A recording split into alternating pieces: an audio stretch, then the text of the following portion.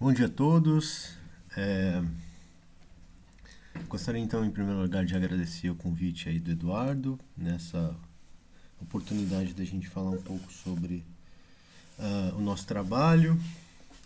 Então esse é um projeto que está sendo desenvolvido em colaboração com o professor Ian Levin, da Universidade Federal do Rio Grande do Sul, e do Amin, que atualmente ele é um pós-doc na Universidade de Pelotas. Eu sou Thiago Cola e trabalho na Universidade Federal de Ouro Preto no Departamento de Física.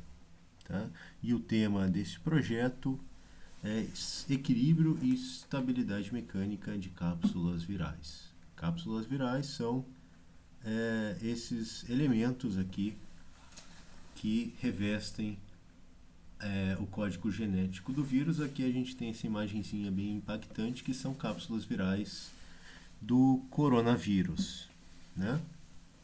É uma figura impactante, né? Mas ela mostra exatamente, nesse momento, a necessidade que a gente tem de compreender melhor os mecanismos que governam esses sistemas biológicos, e a gente vai ver que muitos desses mecanismos eles são mecanismos físicos, né? Então nós, como físicos, na condição de físicos, a gente pode contribuir ativamente para desenvolver essa área. Bom, além dessa casca do coronavírus, então eu vou mostrar aqui alguns exemplos gerais de cápsulas virais. Tá? Então esses objetos, eles, como a gente pode ver aqui, existe todo um espectro de variedade de tamanho, forma, composição que esses objetos eles podem ser encontrados. Né? Em geral, eles são topologicamente fechados porque eles têm o papel funcional exatamente de encobrir, de enclausurar o material interno, que é o material genético do vírus. Né? Então, eles vão se formar, na verdade, ao redor do material genético. Tá? E eles têm essas formas que podem ser bastante esquizofrênicas. Né? Notem que aqui existe uma variação grande em escalas de tamanho também. Né? Então, isso torna um pouco difícil o estudo desses sistemas exatamente por essa diversidade. Né? Então, em geral, em certo ponto, a gente tem que focar num tipo especial de vírus, porque nem sempre mecanismos eles vão ser gerais, eles vão se aplicar a toda essa classe de vírus. Né? Aqui, em particular, por exemplo, a gente vai considerar esses vírus que têm o formato mais, digamos, quase esféricos. Né? Bom, do ponto de vista biológico, essas estruturas elas são bem simples, né? Embora do ponto de vista físico elas sejam extremamente complexas, né? Para ser um organismo biológico, eles são extremamente simples. Basicamente, a estrutura de um vírus é o genoma do vírus, o material genético, que está sendo encoberto, encapsulado por essa cápsula. Tá? Alguns vírus, eles contêm também essas saliências superficiais. É o caso do coronavírus, né? Ele tem esse nome exatamente porque ele tem essas saliências que se ressaltam bastante, né? E essas saliências, elas têm um papel funcional específico também, elas não estão ali à toa. Elas vão se ligar na parede celular para iniciar o processo de infecção. Né? O vírus ele precisa do meio intracelular para se reproduzir.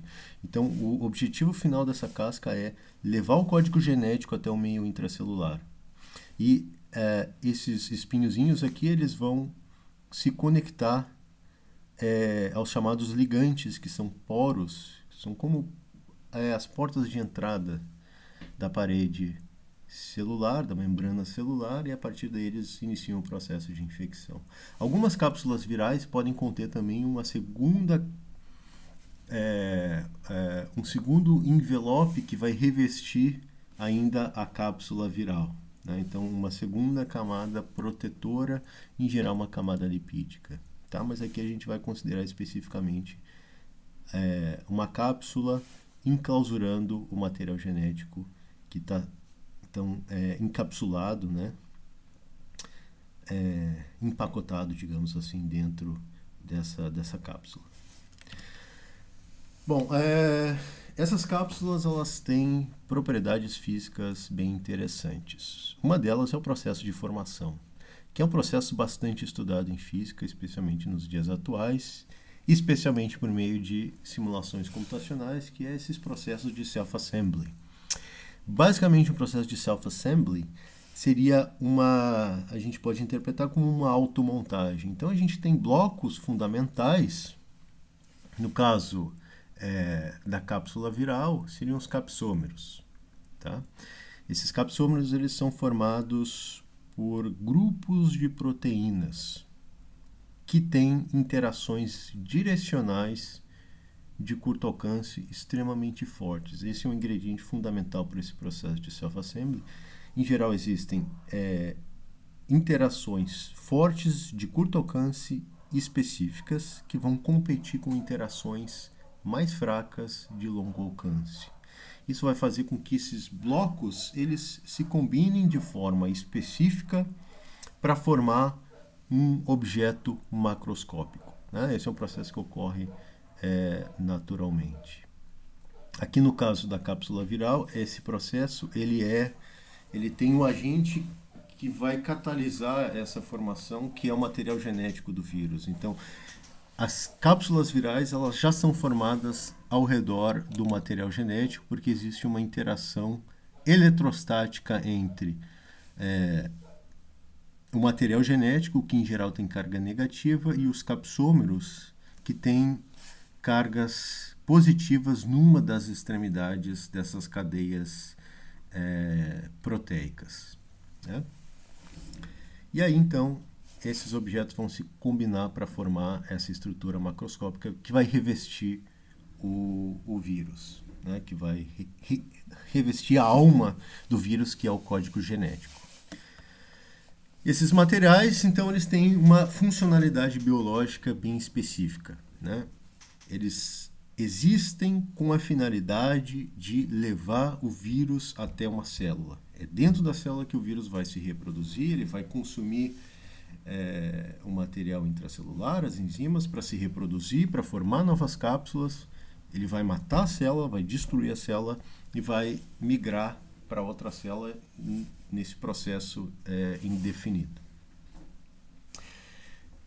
Para desempenhar esse papel, então, a cápsula viral ela tem que ter propriedades, além dessa propriedade de montagem, ela tem algumas propriedades bem interessantes do ponto de vista físico. Primeiro, elas são semipermeáveis, então elas atuam como filtro para o meio externo. Elas conseguem blindar o que vai entrar ou sair. Então, o fluxo de partículas através dessa superfície, então elas atuam de fato como uma membrana semipermeável. Isso acontece bastante em sistemas biológicos, né? Essa propriedade da semipermeabilidade é essencial para manter intacto o material interno, esse controle do fluxo. Do ponto de vista físico, esse controle de fluxo ele é estabelecido pelo equilíbrio osmótico entre as várias componentes do sistema, tá? Que é o que a gente estuda em geral em termodinâmica, né? Quando existe uma parede que permite o fluxo de algumas componentes, o equilíbrio mecânico, o equilíbrio termodinâmico, ele é ditado pela condição de equilíbrio químico dessas várias componentes, que é o equilíbrio osmótico através dessa interface que separa os dois sistemas. E a robustez mecânica, claro, né, para que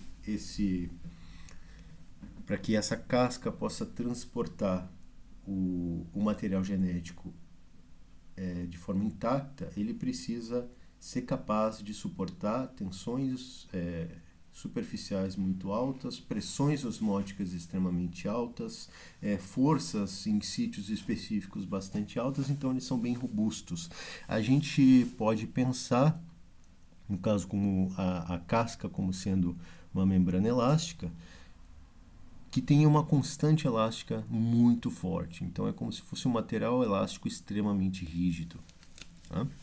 Então essas são as propriedades básicas. Eu vou falar um pouquinho sobre as motivações para a gente estudar esse tipo de sistema. A primeira delas, é claro, é entender o processo de infecção. O processo de infecção ele ocorre pela ruptura da célula. Na verdade, ele pode ocorrer de 3 formas. A cápsula ou ela vai aderir na parede celular e a partir daí ela vai expelir, ela vai injetar o material genético dentro da célula. Essa é uma forma. A segunda forma seria a cápsula entrando dentro da célula e lá dentro ela vai ejetar o vírus, e aí ela pode ejetar o vírus também de 2 maneiras. Ou ela vai abrir um poro superficial, vai abrir um buraco, vai expelir o vírus e depois vai se fechar. Ou ela vai se quebrar dentro da cápsula, então dentro da célula, ela vai romper dentro da célula e isso vai gerar ali, vai levar à ejeção do material genético que passa a se multiplicar lá dentro. Então, para entender bem esse processo, a gente precisa estudar exatamente o que acontece com essa cápsula, de que maneira ela responde ao meio externo. E também usar esses materiais como protótipos para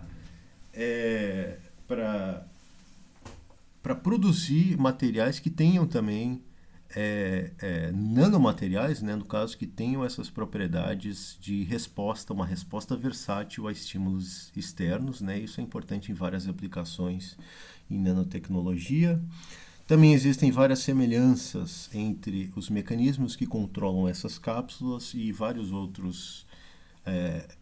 outras membranas biológicas, né, como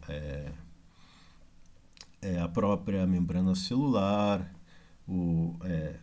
vesículas, bicamadas lipídicas, todas elas têm muito em comum. E, do ponto de vista também de aplicação, é importante, né, um dos maiores desafios da medicina atual é desenvolver fármacos que sejam capazes de chegar a um alvo específico de forma intacta. Tá? É isso que acontece aqui nesse exemplo que eu coloquei aqui, de essas capsulazinhas que revestem um antibiótico, por exemplo. O que acontece é que muitos antibióticos eles vão ser agredidos pelo suco gástrico antes de chegar ao alvo, né, ao destino da corrente sanguínea. Então, o que acontece é que essa cápsula aqui ela vai proteger exatamente ela vai transportar, claro, e vai proteger o fármaco do meio externo. Então a ideia é entender esses mecanismos de transmissão do DNA do vírus dentro da célula para desenvolver fármacos que sejam capazes de levar então um material até uma célula específica. Bom, eu vou falar aqui também um pouquinho sobre esse processo de formação, embora esse projeto ele não então a gente não esteja olhando explicitamente o processo de formação, mas ele também é muito importante do ponto de vista físico. E existe muito trabalho sendo feito nesse sentido, especialmente em termos de simulações computacionais. Tá? Então, essas subunidades aqui são os capsômeros e eles vão se ligar, então, por interações específicas de curto alcance, em geral direcionais. É um modelo bem simples para descrever esse processo de formação de cápsulas e que consegue capturar muito dos mecanismos desse processo de formação. É esse modelinho aqui, onde os capsômeros eles são descritos como esferinhas rígidas que têm essas pontezinhas em sítios específicos. Essas pontezinhas elas vão se ligar ou não, então elas vão ser atraídas ou repelidas de novo, interação de curto alcance com os demais capsômeros, né? Então elas vão começar. A ideia é que esses capsômeros eles são lançados dentro de uma caixa de simulação a uma taxa constante e aí eles passam a difundir no interior dessa caixa de simulação até que elas encontrem um encaixe, né? Então elas vão colidir com um segundo capsídeo de tal maneira que as ligações estejam em contato. Tá? É um processo, é uma agregação controlada puramente pela difusão de partículas. Assim que elas se chocarem e isso favorecer a ligação entre as duas pontes, elas vão se grudar. É como se fosse um joguinho de Tetris, né? Então as pecinhas vão caindo, elas vão se movimentar por aqui até que elas vão encontrar um encaixezinho e vão se encaixar. O que acontece é que, e isso se observa também na natureza, é que é extremamente difícil formar um objeto topologicamente fechado. Tá? Então, vai acontecer que em algum momento, dependendo da dinâmica inicial de formação dessas cápsulas, elas não vão ter mais um número suficiente de ligações livres, né, para acomodar cápsulas de forma a formar uma superfície topologicamente fechada, e isso é observado in vitro, né, na natureza. Então a natureza ela precisa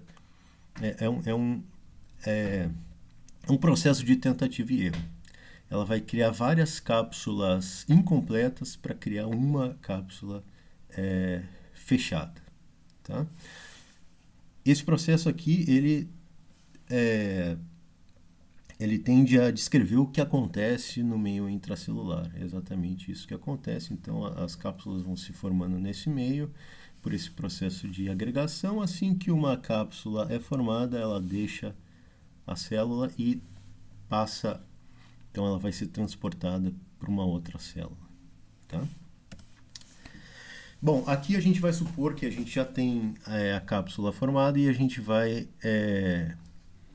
olhar para as propriedades de equilíbrio dessa cápsula. Em particular, a gente vai procurar descrever o comportamento mecânico dessa cápsula, a estabilidade mecânica e o fluxo osmótico, considerando que a cápsula está em contato com o meio aquoso que contém íons dissolvidos. Esse é um meio comum em sistemas biológicos, né? Porque, em geral, esses sistemas contêm grupos proteicos dissolvidos em água ou no meio aquoso, que tem uma constante dielétrica muito grande. Então, o que vai acontecer é que esses grupos ionizáveis eles vão se dissolver, eles vão liberar íons na solução. Tá? E esses íons eles vão ser eles podem fluir através dessa cápsula, né? Então a cápsula ela vai ser permeável aos íons e ao solvente desse meio, aqui no caso o meio aquoso. Então água e íons podem fluir através dessas paredes. A gente tem forças elásticas, né? Porque esses objetos eles podem sofrer, em princípio, mudanças de conformação e mudanças de volume quando submetidos a tensões externas, e é o que vai acontecer aqui, porque o fluxo osmótico vai gerar uma pressão osmótica, uma diferença de pressão entre as paredes interna e externa dessa cápsula, e isso pode levar a uma mudança de conformação. A gente não vai considerar explicitamente mudanças de conformação, mas sim mudanças de volume, né? Então elas podem inchar ou elas podem encolher devido a essa pressão externa, essa diferença de pressão. E essa diferença de pressão, como a gente vai ver, ela é ditada pelo equilíbrio osmótico, que é quando a difusão de íons e solventes chega a um regime estacionário sobre essa interface, que é o que a gente vai considerar aqui um limite termodinâmico, um equilíbrio termodinâmico. Tá? A gente não vai considerar a dinâmica do fluxo, a gente vai considerar o equilíbrio termodinâmico. Bom, eu vou falar um pouquinho brevemente sobre esse processo de dissociação iônica. Como eu falei, ele acontece com frequência quando a gente tem sistemas biológicos imersos no meio aquoso, que é uma situação bastante usual. O que vai acontecer é o seguinte: se a gente tem uma carga no vácuo, aqui a gente tem uma carga Q no vácuo, essa carga vai gerar um campo elétrico que, pela lei de Gauss, ela tem essa forma simples aqui.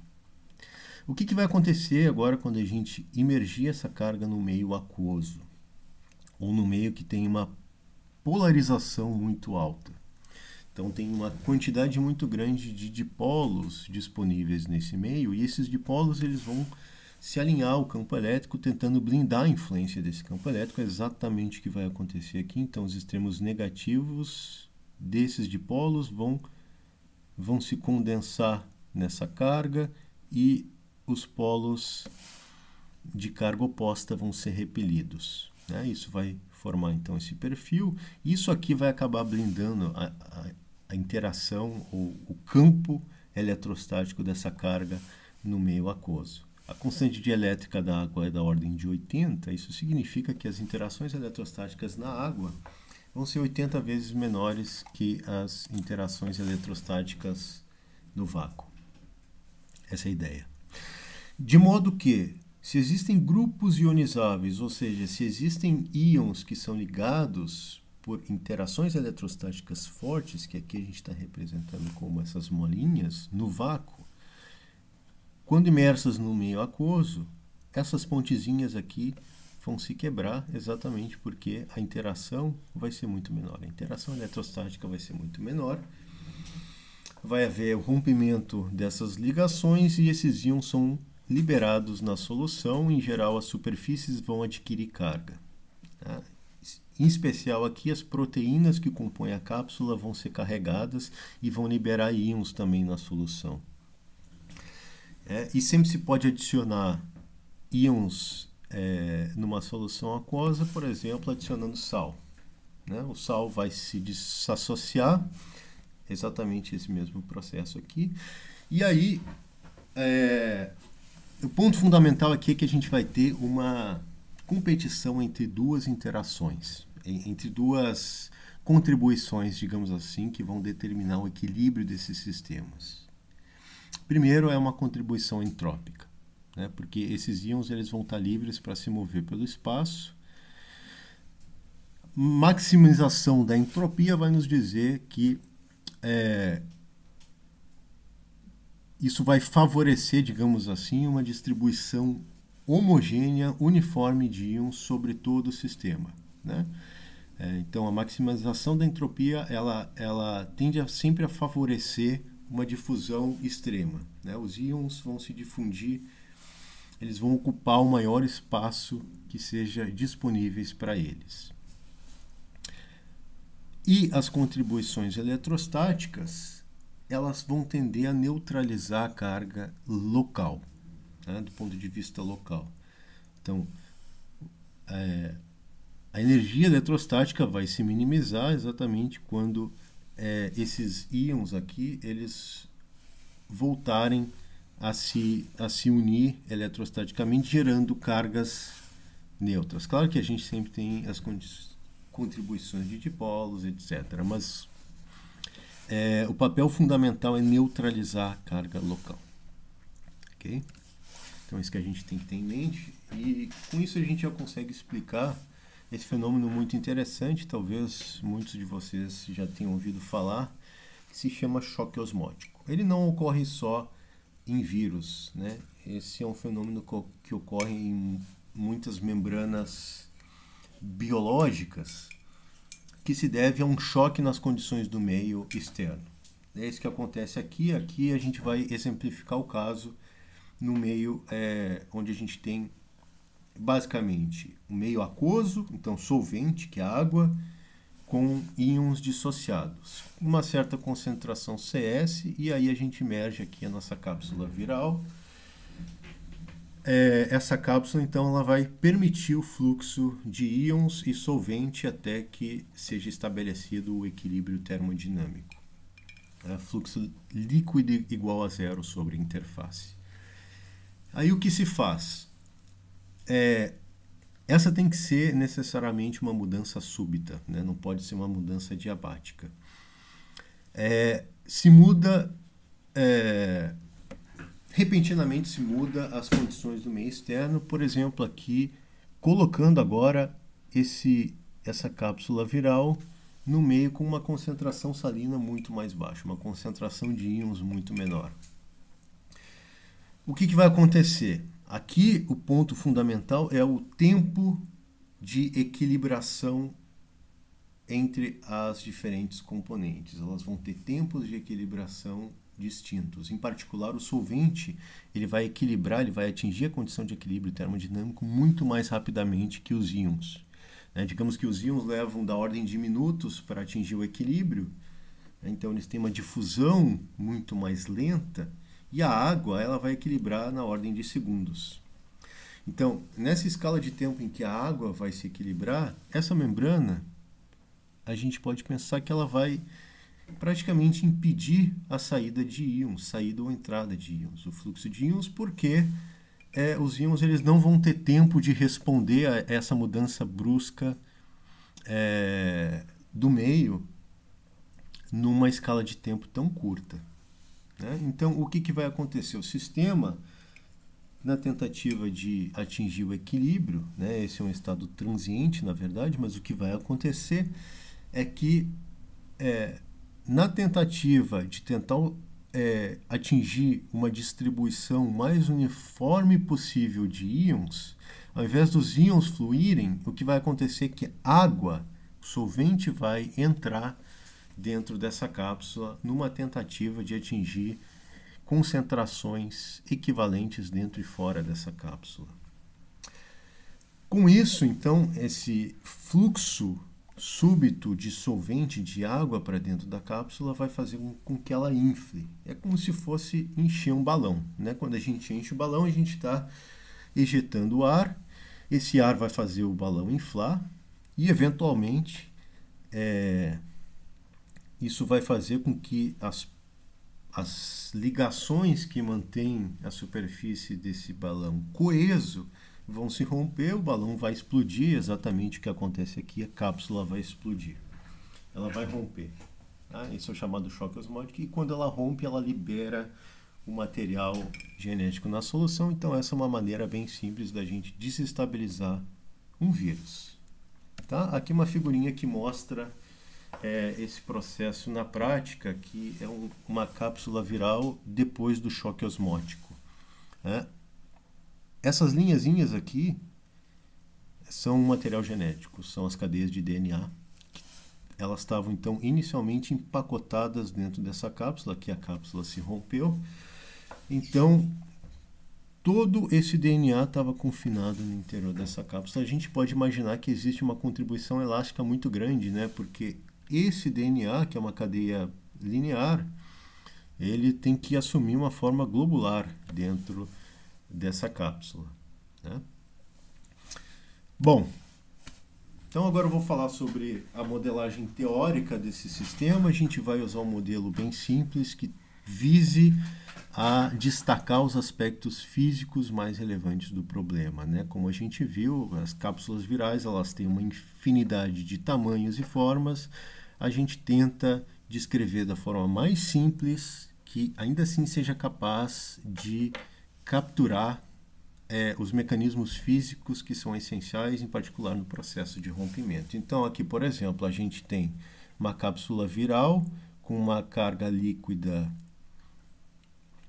na sua superfície. A gente vai considerar isso como uma casca esférica com a mesma carga. Quando a gente modelar essa casca na presença do material genético, a gente viu que o DNA tem uma carga negativa, então a gente vai modelar esse glóbulo como sendo um caroço esférico concêntrico localizado no interior dessa cápsula, um modelinho bem simples. E de novo, aqui, esse sistema ele vai ser descrito por uma competição, por um balanço fino entre contribuições entrópicas e contribuições energéticas. E para descrever esse balanço fino, a gente vai usar aqui uma teoria de funcionais de densidade. Eu vou falar rapidamente sobre a teoria. Essa teoria ela é bem conhecida na sua formulação quântica, né? Onde ela é usada para calcular as distribuições eletrônicas, por exemplo, num sólido. Então, nessa formulação quântica, o que se quer encontrar são as distribuições eletrônicas que vão gerar que vão minimizar um estado fundamental de um sistema quântico. A ideia aqui é muito parecida, né? Essa é a formulação clássica que a gente vai aplicar aqui dessa teoria, uma teoria variacional. Então, a fundamentação é muito parecida, mas a aplicação é bem diferente. Então, aqui a nossa ideia é construir, a gente tem distribuições de partículas inhomogêneas e a gente vai construir um funcional dessas distribuições inhomogêneas, né? Então, a gente define, por exemplo, aqui a distribuição de íons. Essa é a distribuição estática, então a gente tem um conjunto de íons que está localizado, íons ou...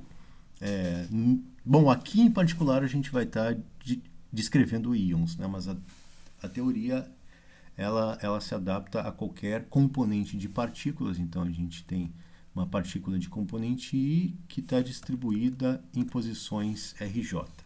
Desculpa.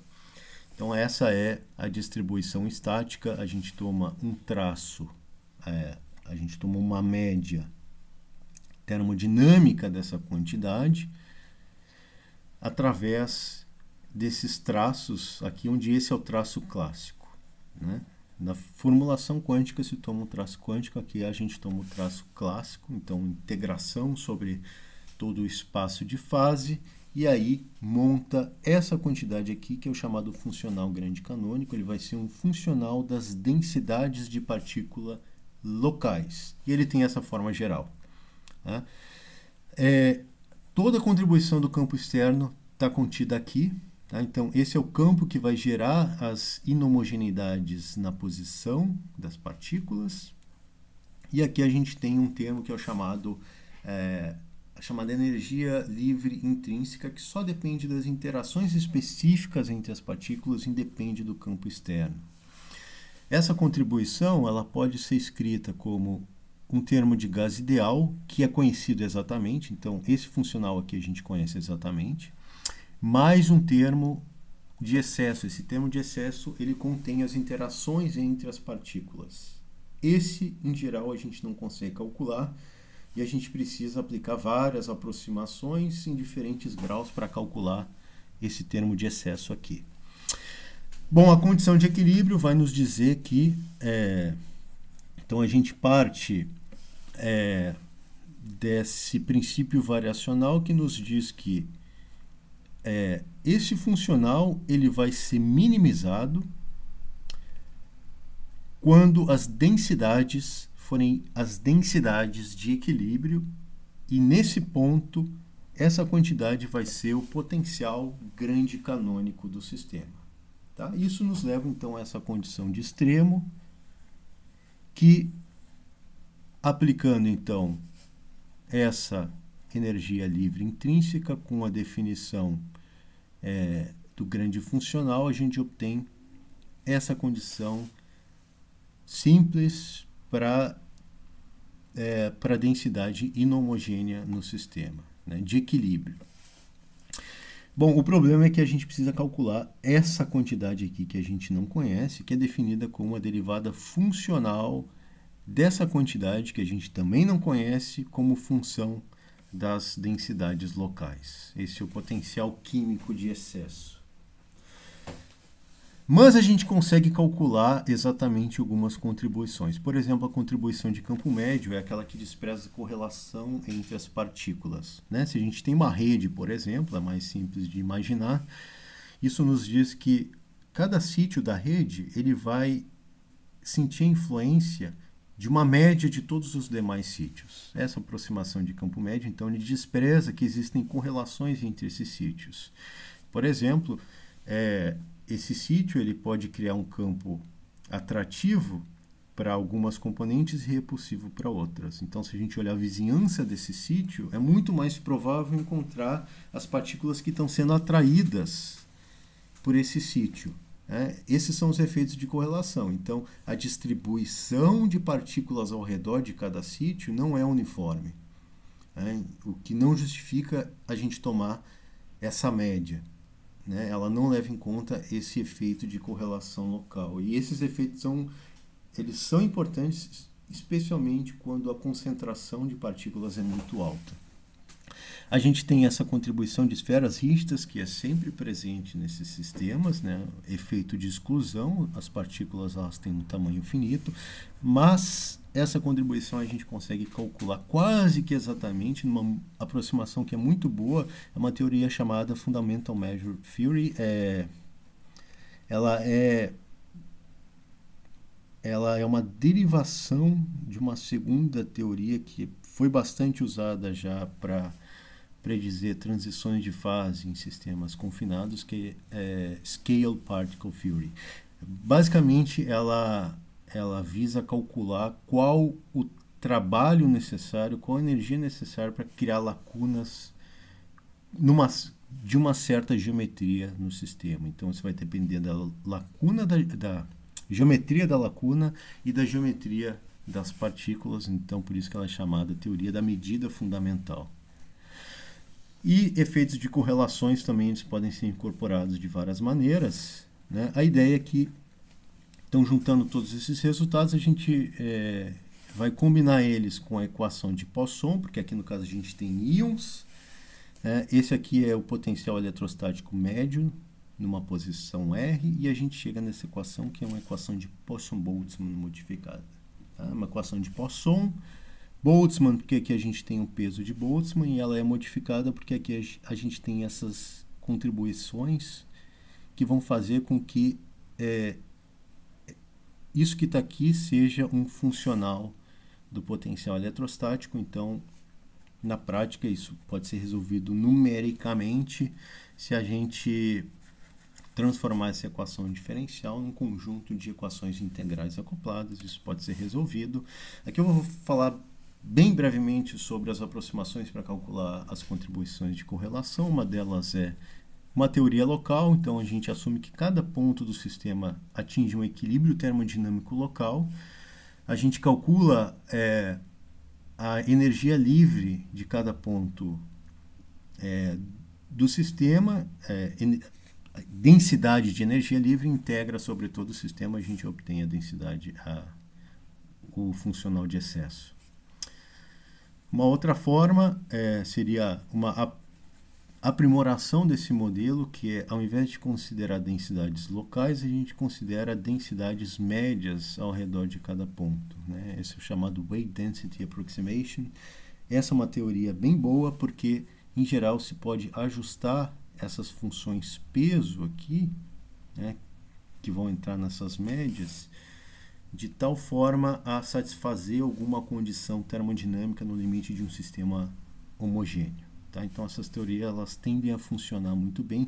Em particular, a teoria da medida fundamental ela tem essa forma aqui. E um outro método que a gente usa aqui nesse trabalho é o método de expansões funcionais, que seria como se fosse expansão de uma função numa série de Taylor. Aqui a gente vai expandir um funcional, então a gente passa a ter essas propagações aqui entre partículas. A gente, em geral, elimina esses termos aqui de ordem 3, que seria correlações entre três partículas. A gente retém esse termo aqui. Essa quantidade é a derivada funcional, a derivada segunda do funcional de excesso em relação aos perfis de densidade. Essa é a função de correlação direta. Basicamente, ela pode ser interpretada como sendo a probabilidade de encontrar uma partícula do tipo I numa posição R, dado que existe uma partícula do tipo J num sítio R'. Tá? Então, ela incorpora esses efeitos de correlação. Bom, a gente aplicou essa teoria, então, e com isso a gente consegue calcular os perfis de densidade, então, distribuição de íons ao redor dessa casca carregada que está aqui modelando a cápsula viral. Essa é a forma geral, então, dos perfis de densidade. Essas linhas pretas aqui são os chamados contraíons. São os íons que têm cargas opostas à carga superficial. Então, o que vai acontecer é muito simples. Esses íons eles vão se acumular, porque eles são atraídos eletrostaticamente para essa casca, ao passo que as cargas opostas, aqui os coíons, eles vão ser repelidos. É muito simples, né? Então, a gente tem a adsorção de uma componente e a repulsão de outra.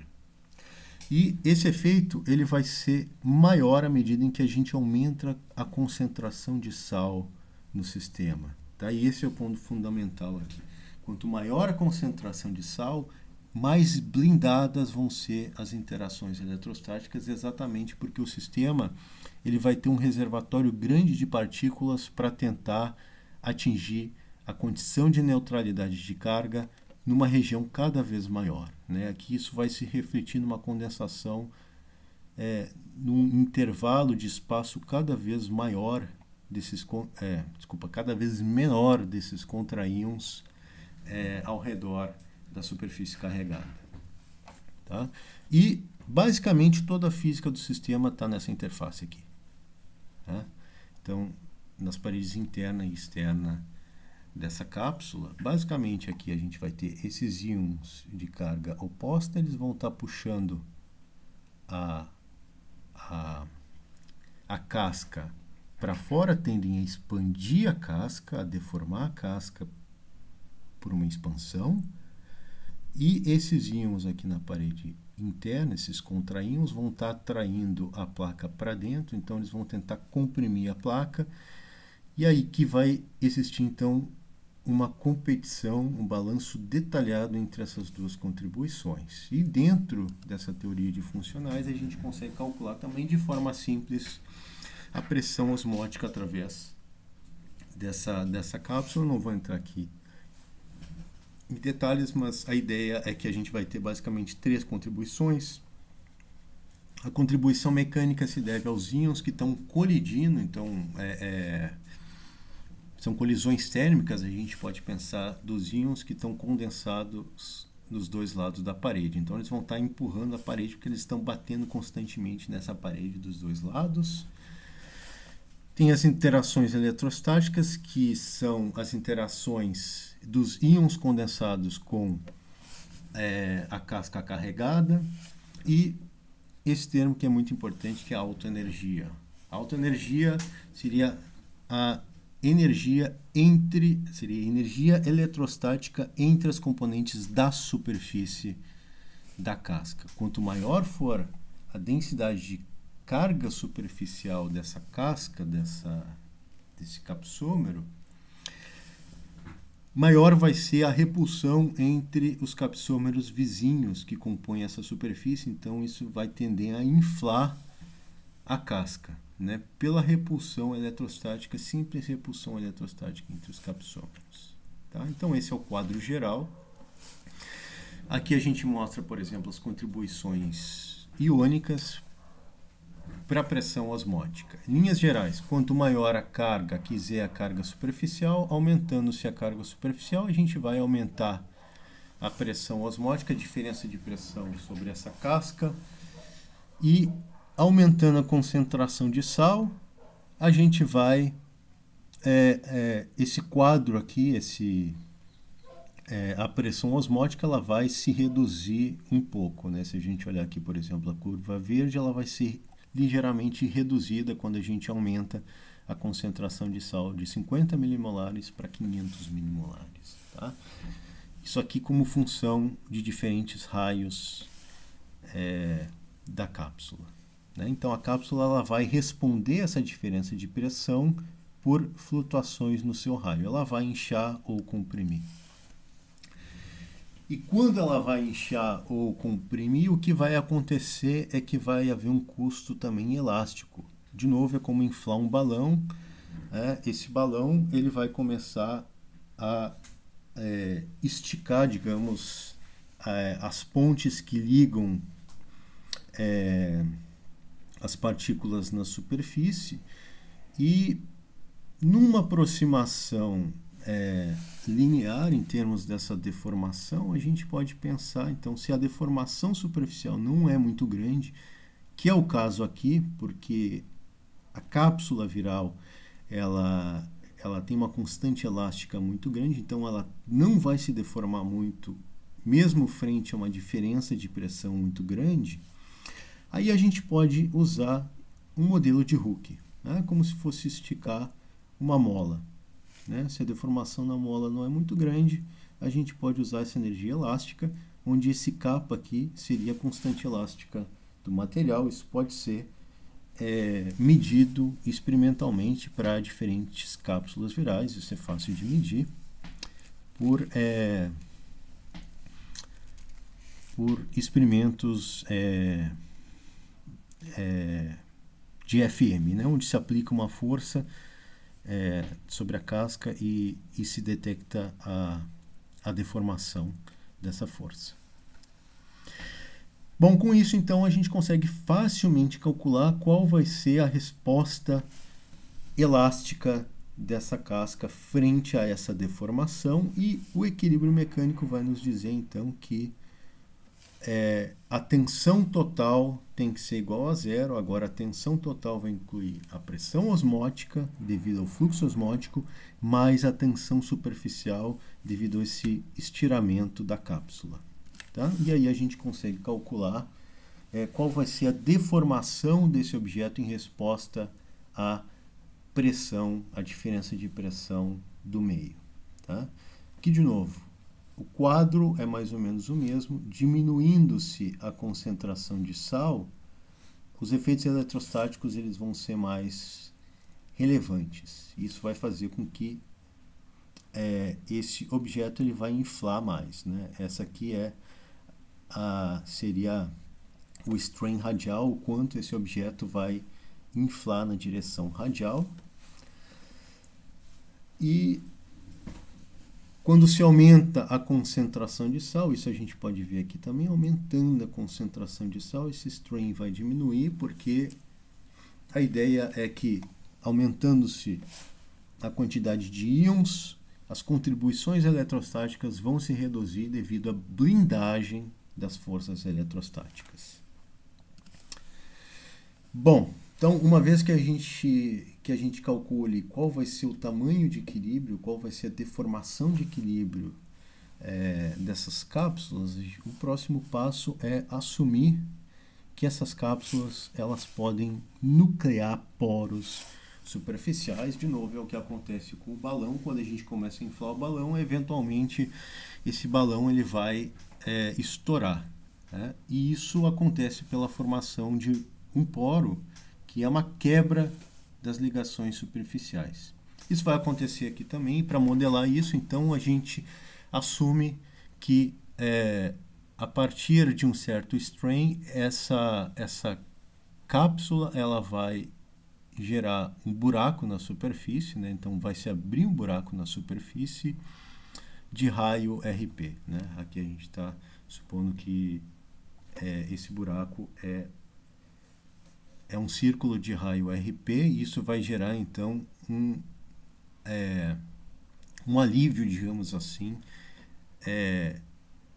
na contribuição da elasticidade superficial, porque isso vai fazer com que a deformação na superfície seja menor. A gente está agora diminuindo essa área superficial aqui, né, com a abertura do poro. Por outro lado, se a gente abre um poro, a gente vai quebrar ligações lineares nessa região aqui do poro que está sendo exposta à solução. Então, a gente precisa quebrar ligações numa região de tamanho linear 2πr, RP aqui no caso. Tá? E a constante de proporcionalidade que vai nos dizer qual a energia necessária para quebrar essas pontes é a tensão linear. Tá? Isso é uma coisa que é possível medir também. O modelo é muito simples e ele é típico de um modelo clássico de nucleação. Tá?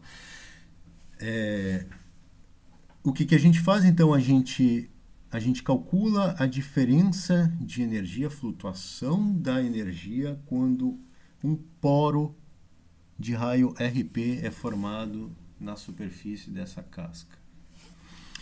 E aqui são os perfis típicos de energia. Esses perfis são típicos também de uma teoria clássica de nucleação. O que vai acontecer aqui?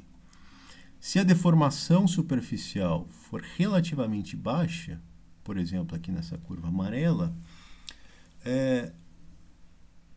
a criação de um poro vai sempre aumentar a energia do sistema, então ela não vai ser estável. Né? O sistema vai ser... ele vai estar em equilíbrio mecânico. A cápsula não vai se romper, né? Porque isso gera um custo energético alto. À medida em que essa deformação na superfície aumenta, à medida em que aumenta a diferença de pressão nas paredes, então essa deformação vai aumentando, eis que surge aqui um mínimo num certo raio desse poro. E aí sim, o que pode acontecer é que, frente a uma flutuação térmica, né, a energia do sistema ela está sempre flutuando em termos do valor médio. Se uma flutuação térmica for suficiente para vencer esse máximo aqui, que se desenvolve logo antes do mínimo, então o sistema vai nuclear um poro nesse ponto. Tá? É muito simples. A mesma coisa aqui na curva vermelha, é mais fácil de ver, a gente tem essa barreira. Se o sistema tiver uma flutuação térmica grande o suficiente para vencer essa barreira de potencial, essa barreira aqui é chamada barreira de ativação, porque ela vai ativar a formação do poro. É exatamente o mesmo processo físico que acontece quando se criam, por exemplo, gotas de uma fase líquida num vapor. É exatamente o mesmo processo. E é uma competição entre duas interações que têm dimensões diferentes. Aqui a gente tem uma contribuição superficial que favorece a criação dos poros e uma contribuição linear que vai penalizar a criação do poro. Tá? E a gente pode fazer, então, aqui a gente desenhou essas curvas em função da deformação, a gente pode também desenhar elas em função da concentração de sal para uma certa carga superficial, por exemplo. E aí o que a gente fez foi identificar exatamente essa transição onde, então, para qual concentração de sal especificamente essa curva passa a ter um mínimo de nucleação.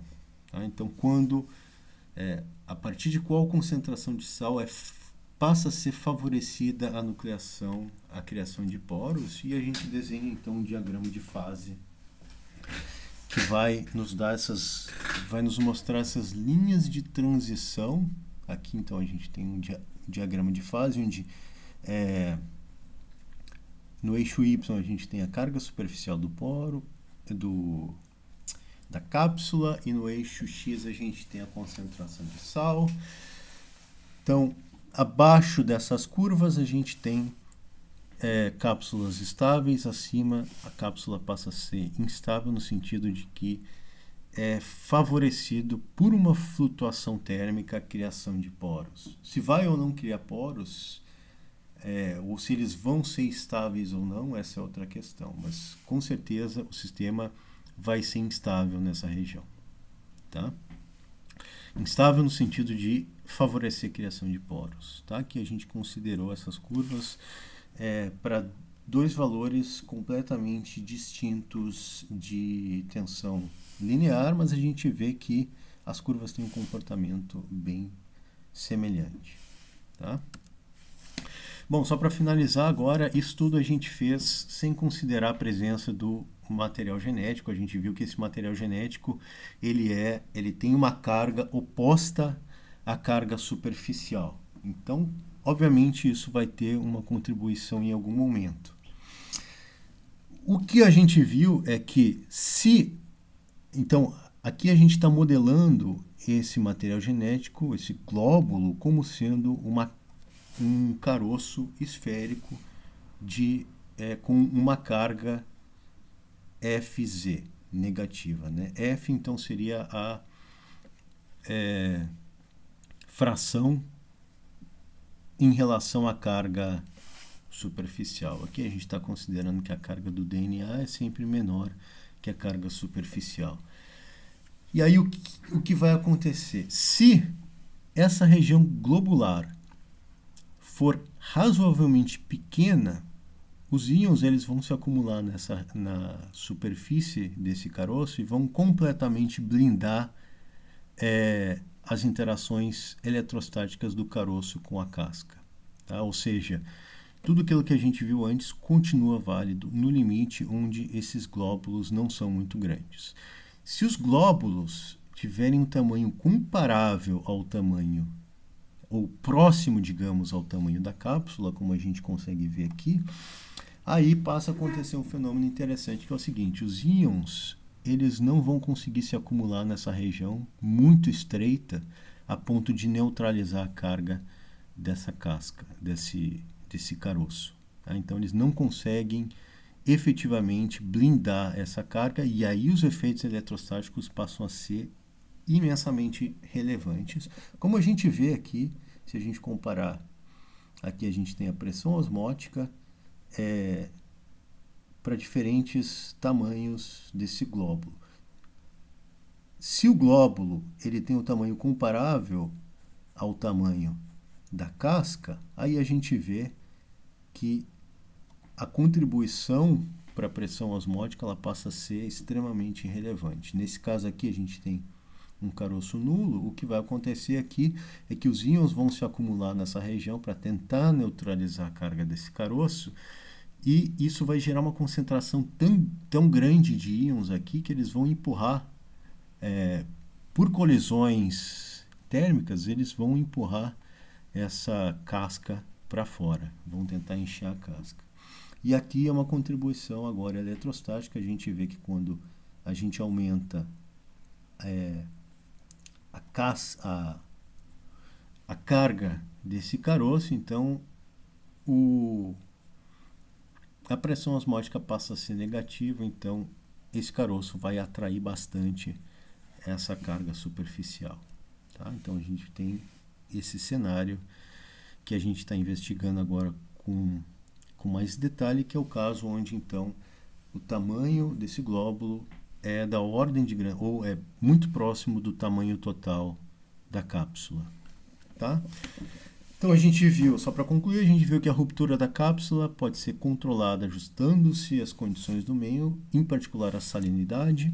O empacotamento tem papel fundamental quando o tamanho desse glóbulo é próximo ao tamanho da cápsula, né? Quando o confinamento dos íons vai ser muito grande.